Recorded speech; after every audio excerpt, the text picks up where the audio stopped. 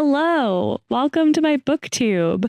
If you've never seen my face before, I am Heather. I've been making book talk content for just about a year now. And while I love book talk, I really wanted to start making book related content because I wanted to talk about books. And I keep finding TikTok really limiting. Only having a few minutes for a video has made it difficult to really dig in the way that I want to in books. So I decided to come over here to Booktube because I have so many thoughts to share that I don't think they all are going to fit in regular 2-minute videos over there. So I figured this would be the place where I could just dump all of them. So I figured a good way to introduce myself over here on Booktube would be to just go through everything that I read in August and September, kind of my ratings, what I thought about them. I am going to go mostly in chronological order versus, by like rating system or anything like that. So you're going to notice that I give 2 ratings to every single book. The first one is going to be like my vibes rating. Like that is what I thought as soon as I closed the book. The second is where I've really tried to start digging more into what I've been reading and reflecting on ratings that I'm giving books and why. I use a system called Cawpile. There's a bunch of articles you can find kind of out about on the internet. I am going to do a video about this. It's not going to be up yet if you're watching this as the very first video on my channel, but as soon as it's available, I will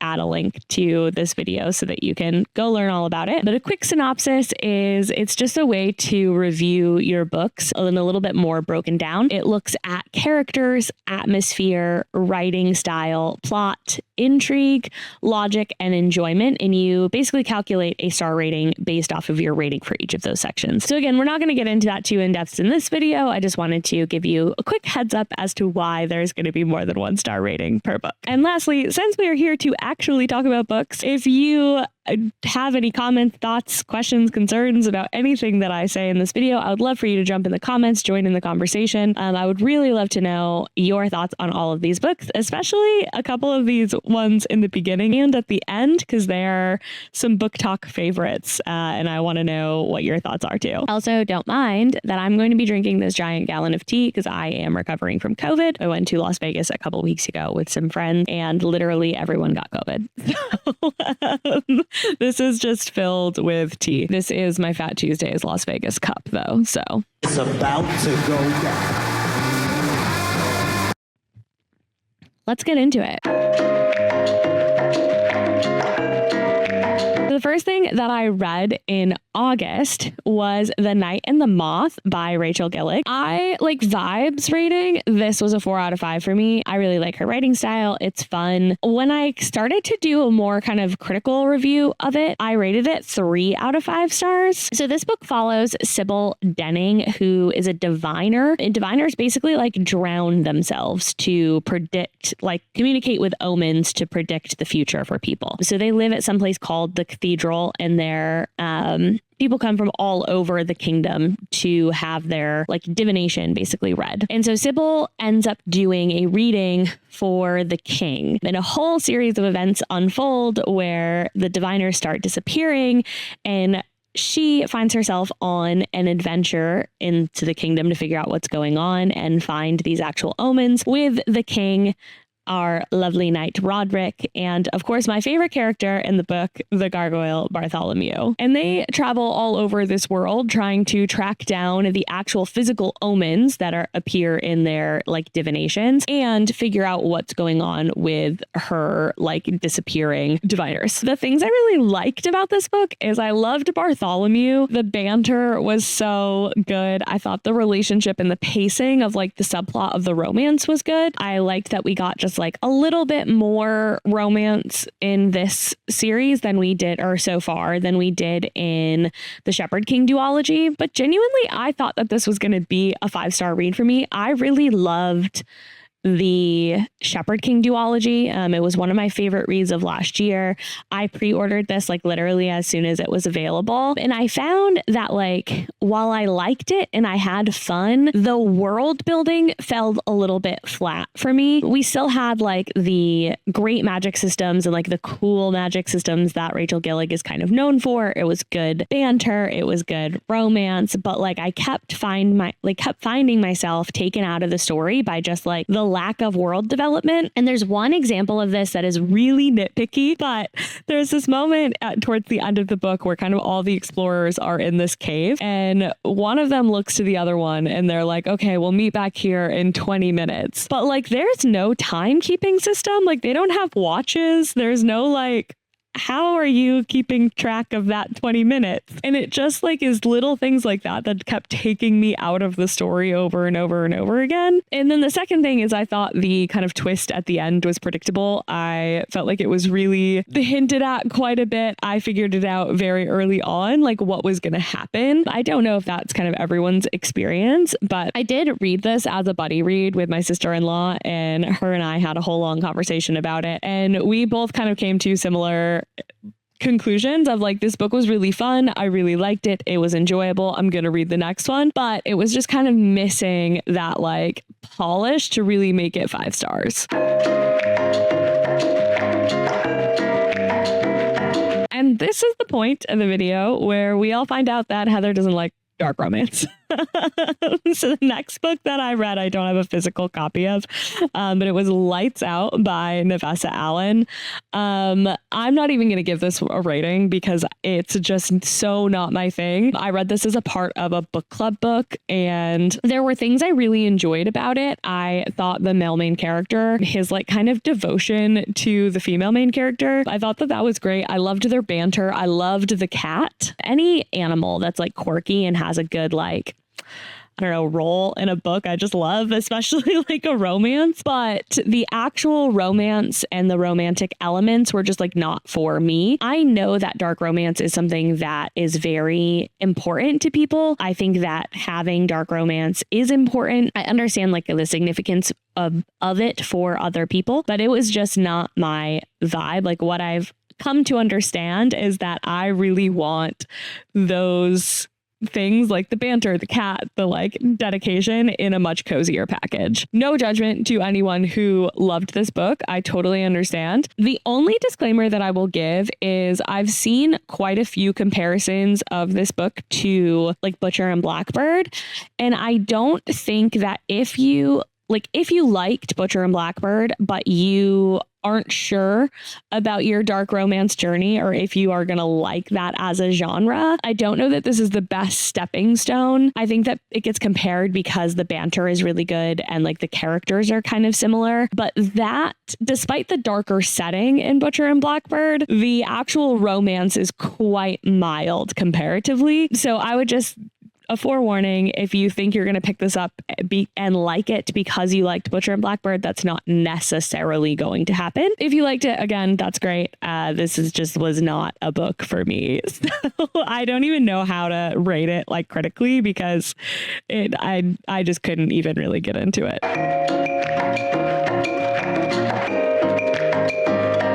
Then late summer, I transitioned into my weird girl lit fic era. I'm not sure what inspired this. Actually, I was about to say I'm not sure what's inspired this, but I do know the defining moment actually of when I became weird girl lit fic summer. And I was at my local bookstore, shout out to Blackbird Books in Raleigh, North Carolina. And we were just like browsing, me and some friends, and with a girl behind the counter and I kind of got into a conversation about Bunny and some other like weird girl books and Mona Awad, and she pulled Sky Daddy off of the shelf and was like, you have to read this. I immediately bought it because just her recommendation of this book was so strong, and I had not seen anything about it. This was kind of before it trended a little bit on TikTok, but this was kind of before that, and so I went into it pretty blind. Vibes, this was a 5 out of 5. This is like one of my favorite books of the year, which once I describe the concept to you is gonna sound absolutely insane. My more like critical rating was a 4 out of 5. I think that this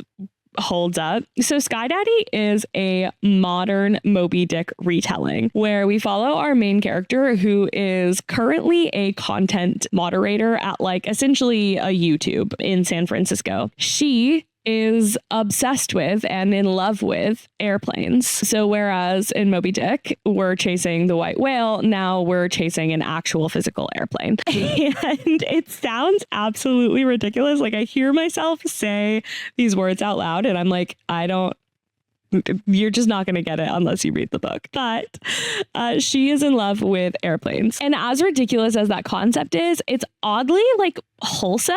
Like so much of the book is centered around her slowly being able to be herself around this like group of women and female friendships and like really letting your guard down around people. And the ending is also weirdly wholesome. I love a good modern retelling of a story. And I just think that it's so cool to take this like very classic piece of like almost men's fiction. Like I feel like I know women have read Moby Dick, but it just feels like a very masculine book and turn it into this like love story, weird girl literary fiction genre is just so cool to me. My only gripe with this book is that no one tells her to go to therapy. It just like lost a little bit of the like logic for me. That's kind of where it fell apart. On the one hand, I understand it from a writing perspective, right? Because in Moby Dick, the antagonist is the whale, right? Like that's the main conflict. And in Sky Daddy, very similarly, the antagonist is the plane. Like the main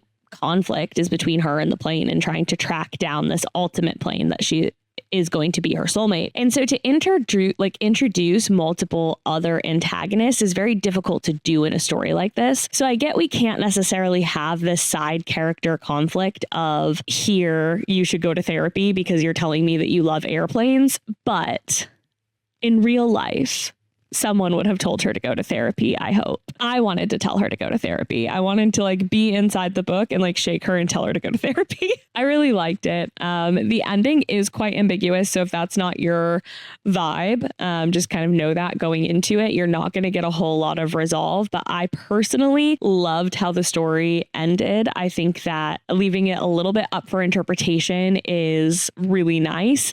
Even when we were talking about this in book club, which is what I read it for. I think it was our book club book in September. Even reading it for book club, we had very different ideas about what happened at the end. And that's like one of my favorite types of books is when it can really inspire like conversation and thought. And, you know, we get our brains going a little bit. Tea is so good.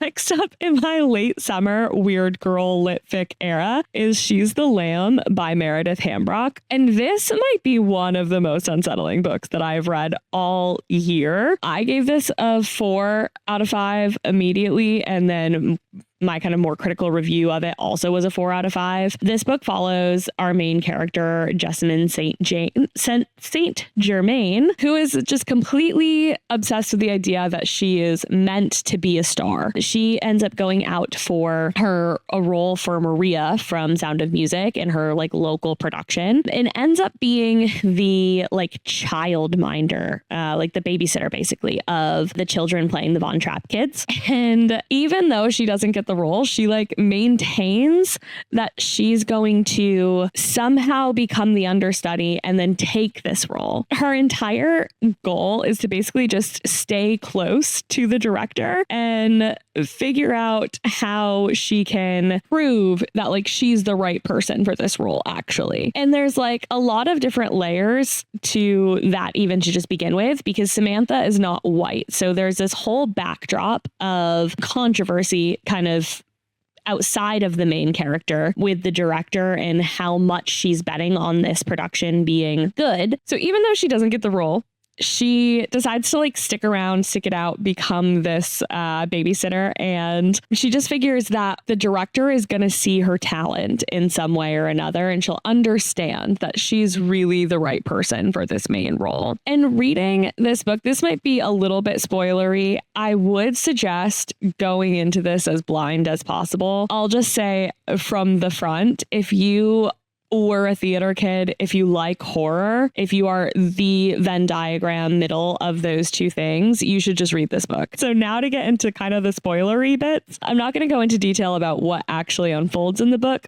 But reading this book is like being a frog in boiling water, or like slowly boiling water. You start out and like, this is the tab system I have here is like pink is where I felt like she was kind of relatable. And then yellow is just as she gets more unhinged. I just like, as I started to get towards the end, needed to switch colors because in the beginning, she seems out there, but relatable. Like, you know, she's not normal and you know that she's not completely there, but you don't think that she's like unhinged. And then like about here-ish, you find out that she's actually just been this completely unreliable narrator. And you have to rethink every single thing, every single event that's happened in the book so far. And then it just spirals into like absolute madness. And it was so hard to put down once that happened. Like once that switch happened, it was like impossible to stop reading this book.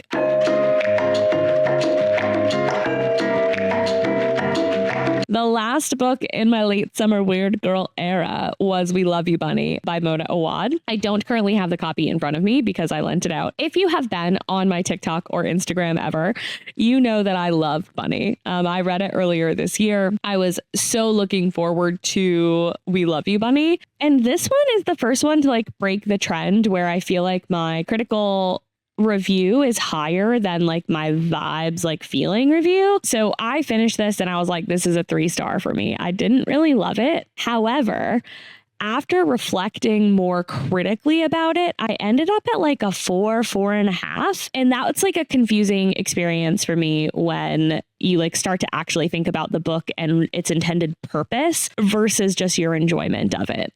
Which has been like the best thing about really digging into and doing kind of 2 reviews is I'm trying to get more away from those like gut reaction, visceral, you know, that just my immediate thought versus like thinking about it a little bit more critically. So this is kind of a prequel and a sequel to Bunny. It's a sequel in the fact that it technically starts after the events in Bunny. So in Bunny, the narrator, Sam, is writing the book. So at the end of Bunny, she publishes this book, and We Love You Bunny picks up when she is on her book tour. When she's in Massachusetts near the school that she wrote about in her book, the original 4 bunnies kidnap her because they believe that they should be able to tell her like their version of the story. And so what we get is their perspective telling Sam the origin of Bunny and what happened. I would suggest reading Bunny first. I think that the author has come out and said that you could do it in either order. Personally, I think Bunny first and then We Love You Bunny second. I think it gives a little bit away.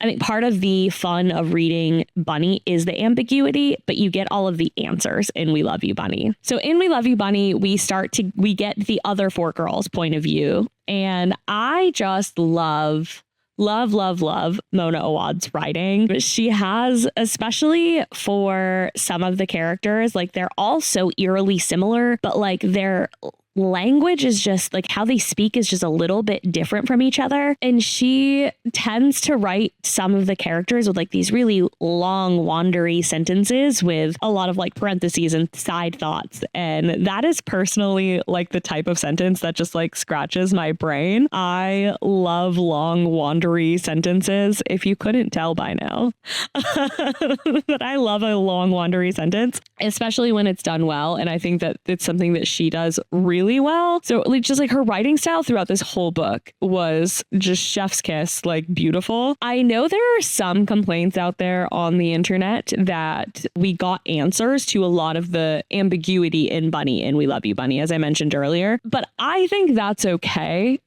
in the context of what the purpose of the book was. And this is where there's 2 main things that kind of make me hem and haw over my like rating, right? And why the enjoyment factor versus the intention of the book and the story that the author is trying to tell and like what the art is are just different. So 1, getting all of the answers. This 2-book series is a satire of the writing process and institutions that create writers and the institutions that create books and the loss of your, like what it takes to actually like birth a story and the loss of that creation. And so the fact that we get answers, I think, is intentional.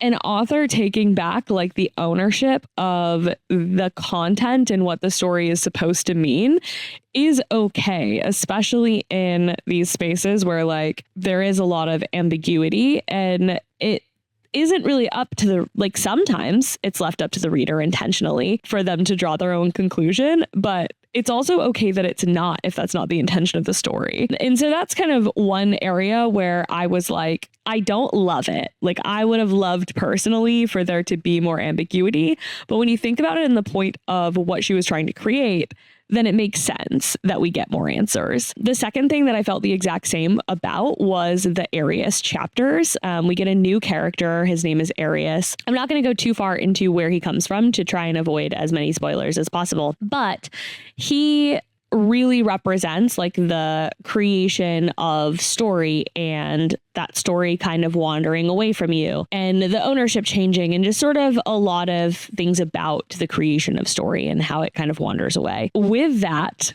metaphor in mind, his chapters are very wandery and they're very long. And while I didn't necessarily enjoy that aspect, like it was a slog, it was hard to get through. When you think about it in the context of the intention of the story, it works. And so it's like difficult to review a satire of the entire writing process. That is what this book is. It's not easy to like give a simple review. So I think that's why it kind of came out a little bit messy. The TLDR of all of that is if you liked Bunny, you will like this. If you're in your weird girl era as well, you're going to like this.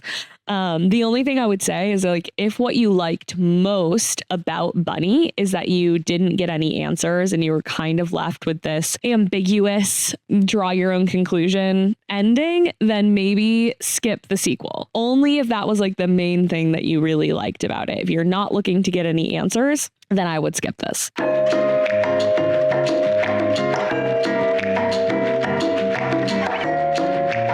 So we have finally made it out of my weird girl era for the summer. I did read more weird girl books in October, but we'll get into those in another video. And we went from weird girl books to sapphic vampires. And of course, you know that means that this was Bury Our Bones in the Midnight Soil by V. Schwab. This book was so good. I gave this a 4 out of 5.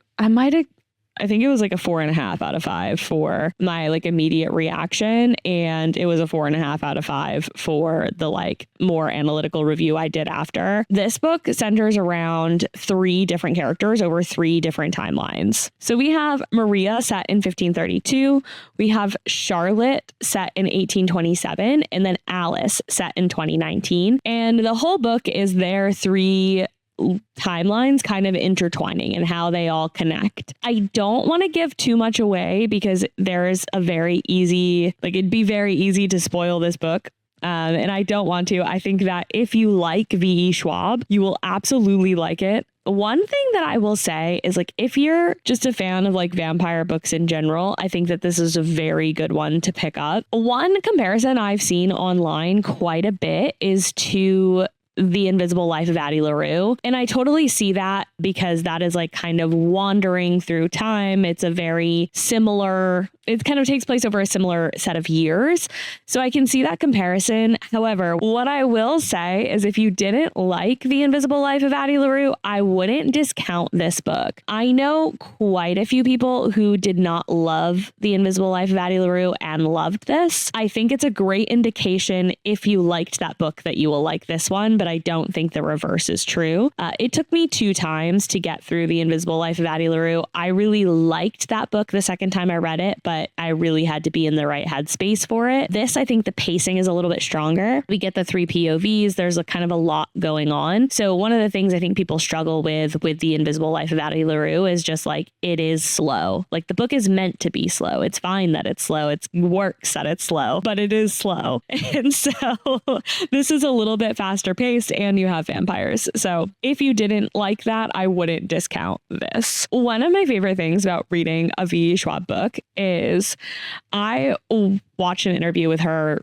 I don't know, maybe a couple months ago, where she was talking about how her favorite thing in writing is to give readers this experience where like they start to question whether the magic is real. And like she said that she loves to get DMs of like, are you really sure this is not a real thing?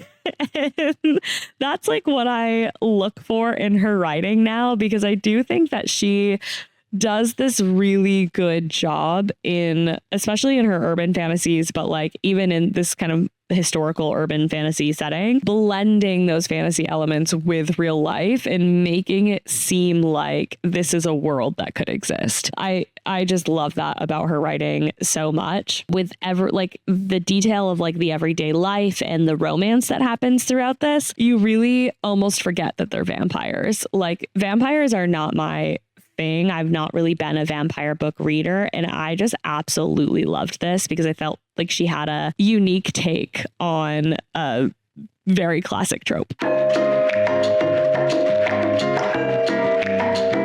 And now we're going to genre hop again to King of Ashes by S.A. Cosby. I read Razorblade Tears earlier this year. And again, if you've been anywhere on my socials, you know that I have since then read almost every single book that he has ever written. The only one I have left is Blacktop Wasteland, and like I will finish that by the end of the year. Adam Lazar White does the narration for his books, and the combination of Adam Lazar White's narration and S.A. Cosby's writing is just one of my favorite audiobook experiences I've had. I think it reads very well, not audio as well, but I just love the narration of his books. I think it's very telling when an author uses the same narrator for multiple books, how good that fit is. And they just do such a good job. So S.A. Cosby writes Southern Gothic thrillers. This is no different. For me, this was a 5 out of 5 for both ratings.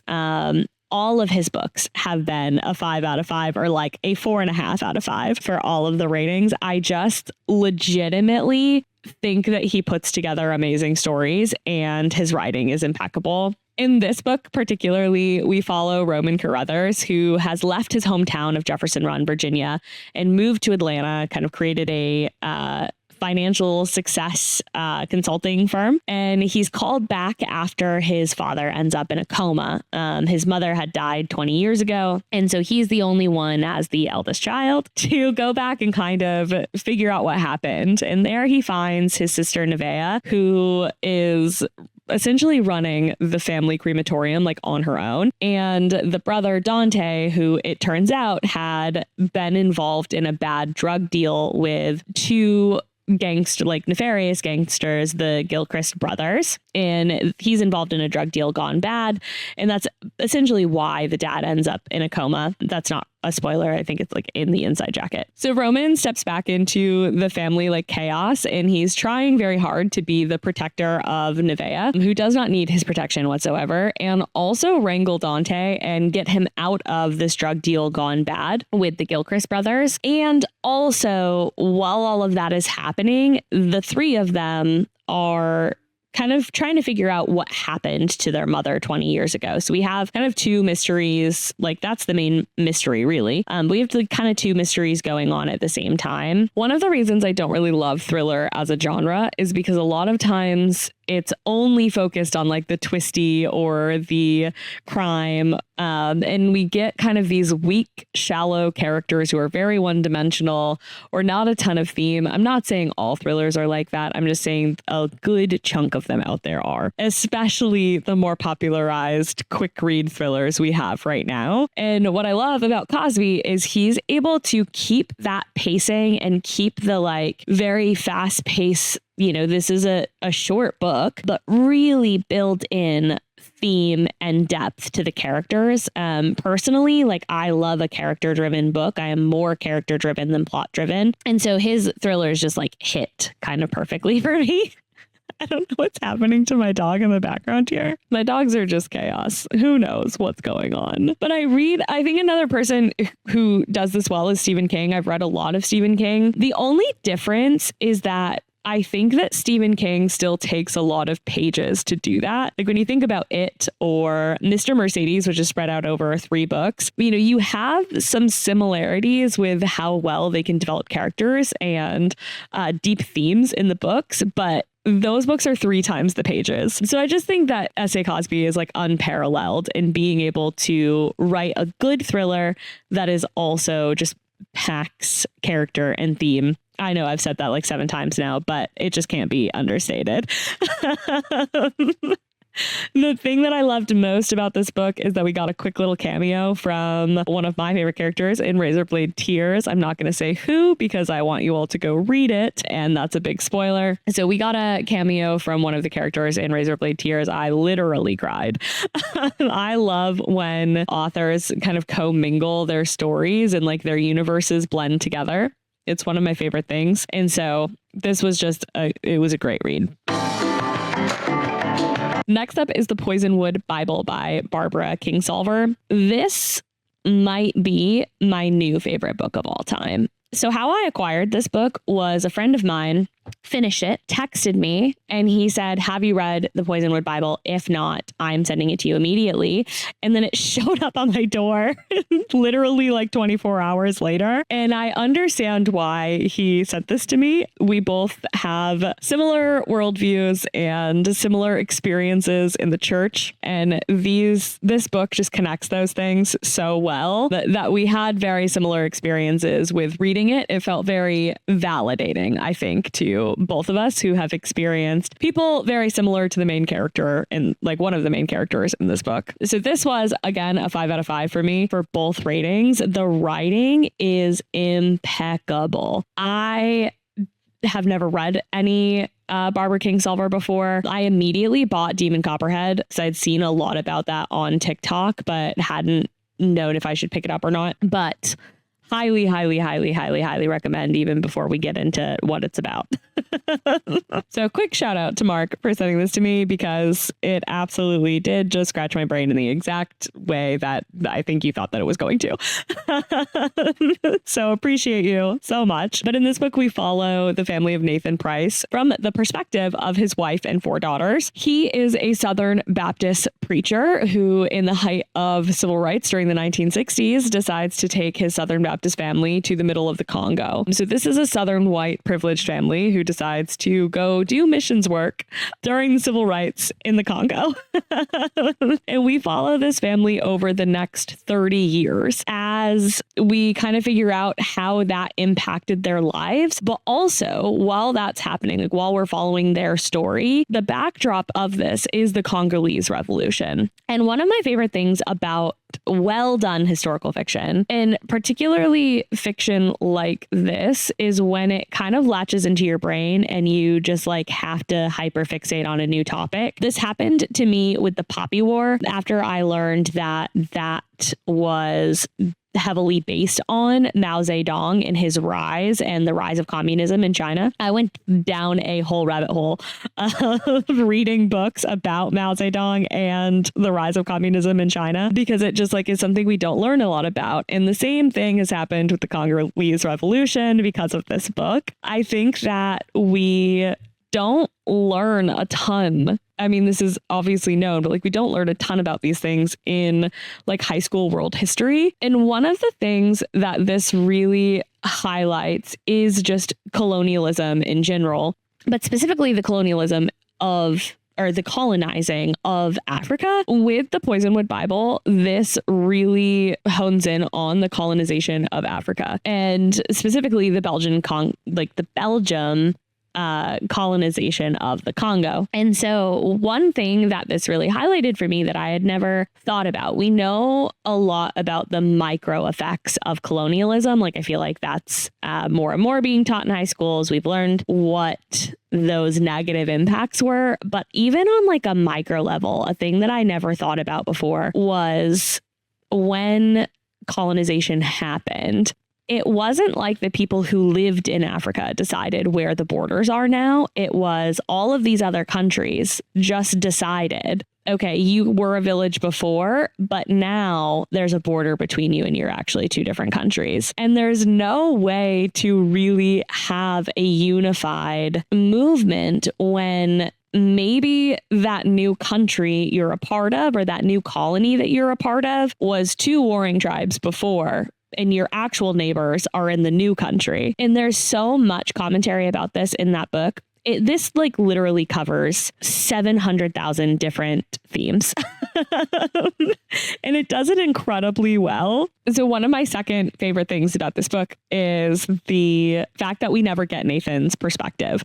It's only told from his wife and 4 daughters. I have to tell you, never in my life have I wanted to crawl inside of a book and punch a man in the face more than reading this book. He was just absolutely infuriating. And the more infuriating part about it was that I could see so many people that I knew and grew up with in Nathan as a character. Like, he so well reflects white Christian men, especially in the older generations, and just like the ego on this man. Every decision that he makes, despite everyone telling him that he's making the wrong decision, is just absolutely infuriating. He's an infuriating character to read, but he represents a lot of very real people. I just had to continue to remind myself that this is not a real book. Like, it sucked me in so bad. So you can see, like, I'm a very heavy like annotator and note taker as I read books, and I stopped annotating. Like, there's some things highlighted in the back of this book, but really the story just sucked me in so much that I completely forgot to continue to tab my like annotations and notes, and even like dropped highlighting because I was just invested in this story. Like, it's almost an experience of like forgetting that you're reading because you're so invested in the story. And it's just, as we watch their lives unfold, it gets harder and harder to like detach yourself from these characters. And the story is heartbreaking and it's beautiful, and it is just so many things wrapped up in one package. If there's any book that you read from this list, I would let it be that one. It is just absolutely impeccable.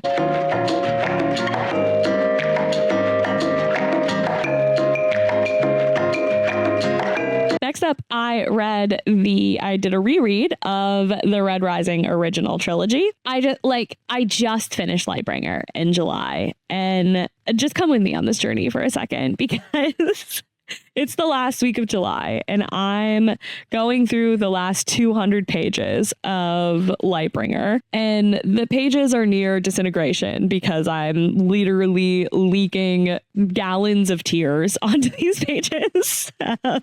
So I really needed to just go back to the beginning and get to experience some of these characters again for the first time. I do get very overly emotionally attached to characters, in case you couldn't tell that yet. So I have not reread the full original trilogy in years. It's been probably almost 5 years since I've read the first book, and I read this very slowly. So it's been a while since I've read this trilogy, and I did the graphic audio books alongside rereading the actual physical book. So an immersive read experience. And I know that the graphic audio can be cost prohibitive because it's 2 audiobooks per book.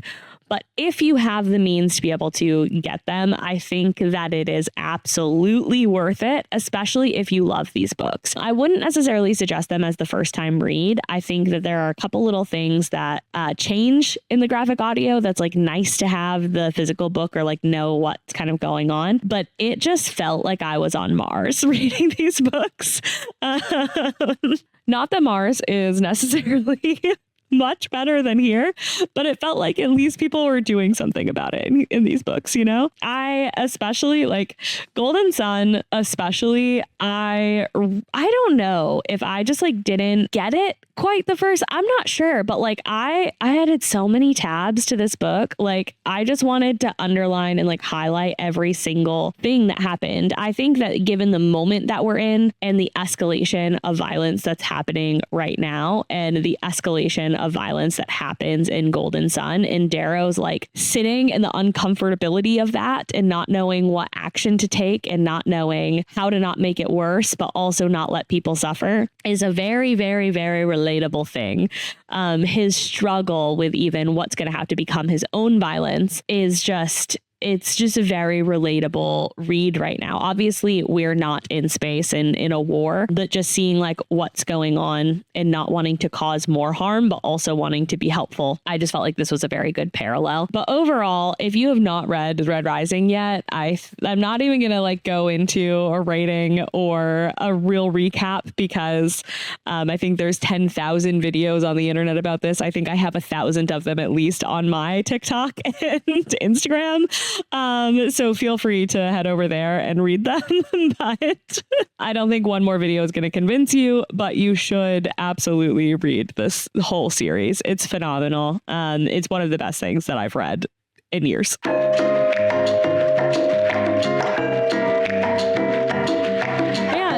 we ended this whole winding journey with That Time I Got Drunk and Saved a Demon. Every other book on this list was either really weird or really heavy.